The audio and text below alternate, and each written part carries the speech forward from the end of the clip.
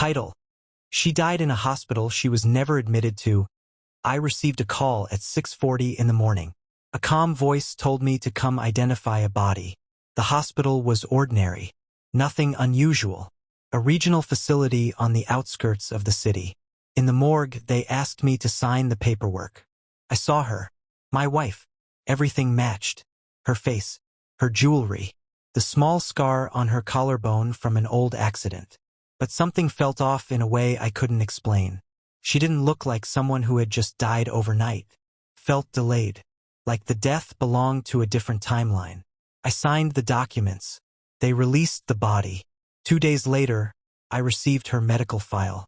I opened it at home expecting standard records. There was nothing. No admission record. No ambulance dispatch. No emergency intake.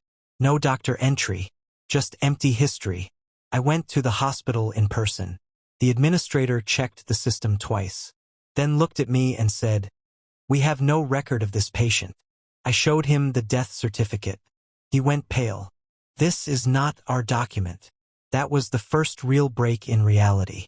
Because if she was never admitted, then where did I identify her? I went back to the morgue immediately. A new shift was on duty. The staff member opened the logbook. He didn't hesitate.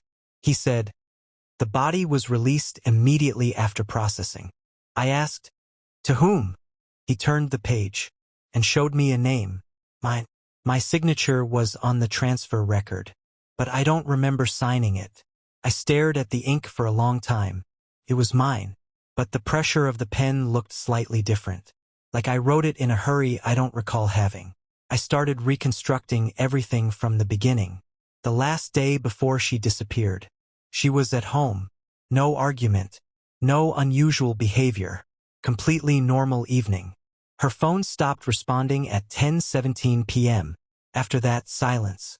Police initially assumed she left voluntarily, but surveillance footage contradicted that. At 10:49 p.m., she is seen leaving our building. Alive. Walking alone. No injuries. No visible distress. No luggage. Just leaving. That part didn't make sense. Because the morgue confirmed death was recorded at 1:20 a.m. 3 hours later, I requested hospital logs again. Still nothing.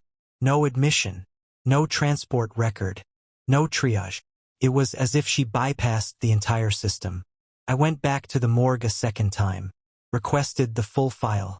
This time I found an internal document I hadn't seen before. Cause of death confirmed after external identification. My signature was on it again, but dated the day after she disappeared. That created the first serious contradiction. I began questioning my memory directly. Did I actually see her in the morgue? I only remember entering the room. Cold light, metal table, and then signing. Nothing else is clear. The doctor who processed the case was still listed in the archive. I found him in another facility. He recognized my name immediately. He hesitated before speaking, then said, "You are not the first person who came here for her." I froze. He continued, "There was another officer before you." I asked, "Who?" He looked at me and said, "You." That's when I understood the file wasn't missing data. It was duplicated procedural identity. 2 recorded chains of custody. 1 body.